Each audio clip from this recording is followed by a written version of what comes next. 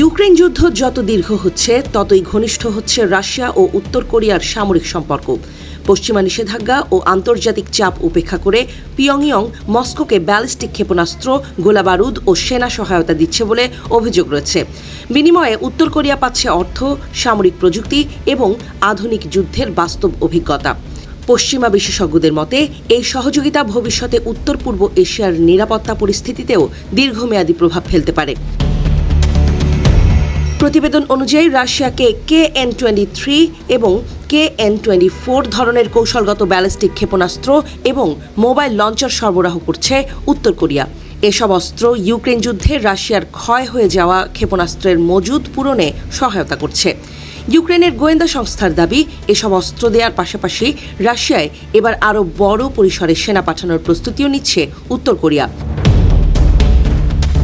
একই সময়ে নিজস্ব ক্ষেপণাস্ত্র উৎপাদন সক্ষমতা বাড়ানোর পরিকল্পনা করছে দেশটি। উত্তর কোরিয়ার রাষ্ট্রীয় গণমাধ্যম বলছে, আগামী 5 বছরে দেশটির ক্ষেপণাস্ত্র উৎপাদন সক্ষমতা প্রায় 2.5 গুণ বাড়ানোর লক্ষ্য নেওয়া হয়েছে। এর ফলে শুধু রাশিয়াকে সহায়তাই নয়, ভবিষ্যতে অস্ত্র রপ্তানি বাড়ানোর সুযোগও তৈরি হবে। বিশ্লেষকদের মতে ইউক্রেন যুদ্ধ উত্তর কোরিয়ার অস্ত্র পরীক্ষার একটি বাস্তব ক্ষেত্র হয়ে উঠেছে। যুদ্ধক্ষেত্রে ব্যবহারের মাধ্যমে উত্তর কোরিয়া তাদের ক্ষেপণাস্ত্রের কার্যকারিতা যাচাই করতে পারছে, পাশাপাশি আধুনিক যুদ্ধের কৌশল সম্পর্কে অভিজ্ঞতা অর্জন করছে। বিশেষ করে রাশিয়ার সঙ্গে প্রযুক্তিগত সহযোগিতার কারণে উত্তর কোরিয়ার ক্ষেপণাস্ত্রের নির্ভুলতা আগের তুলনায় বেড়েছে বলে দাবি করা হচ্ছে।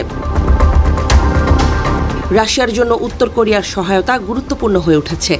দীর্ঘস্থায়ী যুদ্ধ, পশ্চিমা নিষেধাজ্ঞা এবং ইউক্রেনের হামলার কারণে রাশিয়ার নিজস্ব অস্ত্র উৎপাদন ব্যবস্থার উপর চাপ তৈরি হয়েছে।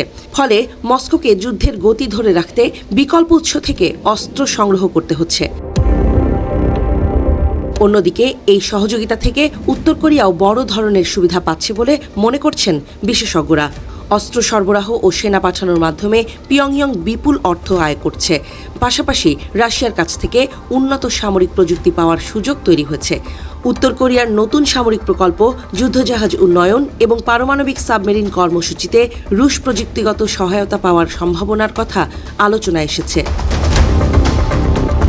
রাশিয়ার সঙ্গে সম্পর্ক জোরদারের মাধ্যমে উত্তর কোরিয়া চীনের ওপর দীর্ঘদিনের অতিরিক্ত নির্ভরতা কমানোর চেষ্টা করছে বলেও মনে করা হচ্ছে। আগে দেশটির প্রধান অর্থনৈতিক সহযোগী ছিল চীন, তবে এখন মস্কোর সঙ্গে ঘনিষ্ঠতা পিয়ংইয়ংকে কৌশলগতভাবে আরও স্বাধীন অবস্থান নিতে সহায়তা করছে।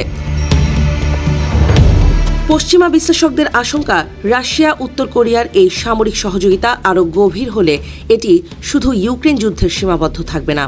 উত্তর কোরিয়ার সামরিক সক্ষমতা বৃদ্ধি দক্ষিণ কোরিয়া, যুক্তরাষ্ট্র ও জাপানের জন্য নতুন নিরাপত্তা চ্যালেঞ্জ তৈরি করতে পারে। একই সঙ্গে উত্তর পূর্ব এশিয়ায় অস্ত্র প্রতিযোগিতা আরও তীব্র হওয়ার আশঙ্কাও করছেন পশ্চিমা বিশ্লেষকরা।